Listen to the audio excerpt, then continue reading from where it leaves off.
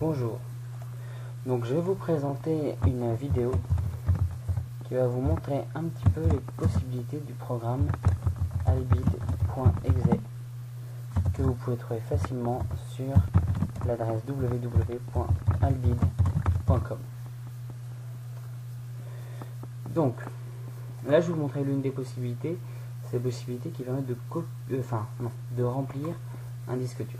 Donc là nous allons extraire le fichier que nous avons téléchargé sur albid.com. Donc nous trouvons ici le fichier.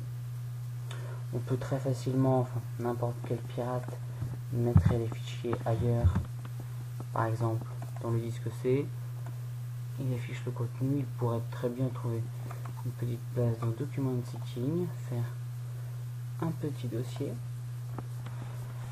genre temporaire,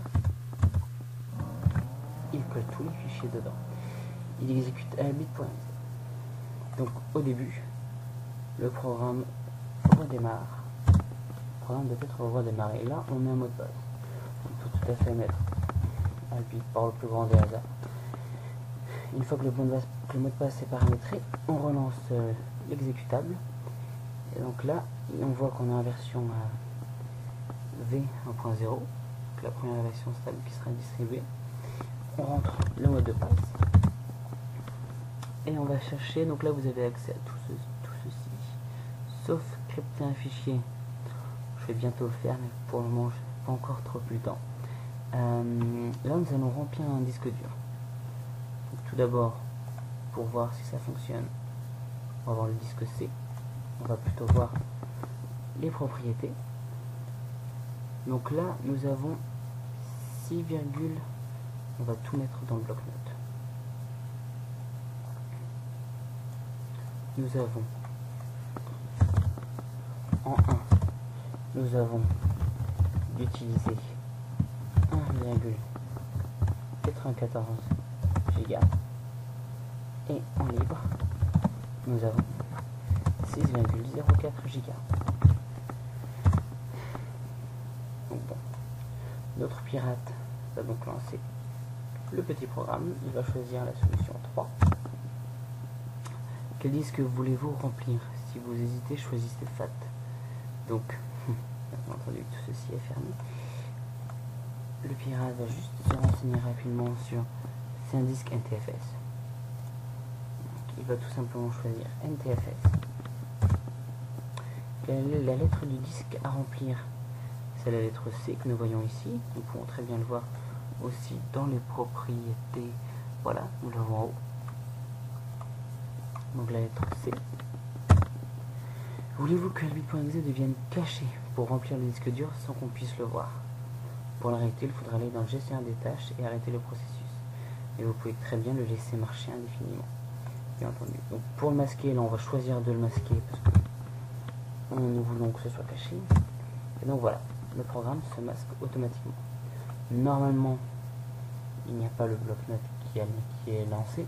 Et donc là, le pirate ne se rend compte de rien.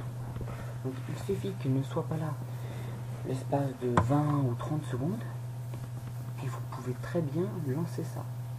Donc d'où la nécessité absolue de bien verrouiller ces sessions et de faire attention lorsqu'on part. Parce qu'on n'est jamais à l'abri que quelqu'un de malicieux s'en prenne à notre ordinateur. Donc là, nous allons choisir d'arrêter le processus. Bien entendu, le remplissage d'un disque dur n'est pas immédiat. Ça dépend de plusieurs choses. Ça dépend surtout de la vitesse d'écriture sur le disque interne. C'est pour ça que le disque dur ne sera pas rempli en totalité. Nous trouvons albid.exe qui est disponible ici, qui dépense pas mal de puissance pour remplir le disque dur justement, et donc nous allons l'arrêter. Voilà, il s'arrête. Nous avions ici ce petit résultat, et donc là nous allons voir. Voilà. Oui, ça a été très lent parce qu'on est sur une machine virtuelle.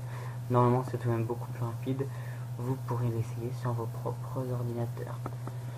Donc voilà, donc là après nous avons rempli uniquement 190 mégas, donc en l'espace de, je sais pas moi, 1 ou 2 minutes. Donc voilà, c'était pour montrer un petit peu comment on utilisait mon programme. Ce logiciel Habit.exe, il était utilisé uniquement sur vos postes dont vous avez la responsabilité. Et si vous l'utilisez ailleurs ou si vous l'utilisez dans d'autres conditions, je ne suis pas responsable de ce qui peut se passer et je ne suis pas non plus responsable de ce qui peut se passer sur vos ordinateurs. Donc voilà, faites attention et renseignez-vous bien. Voilà.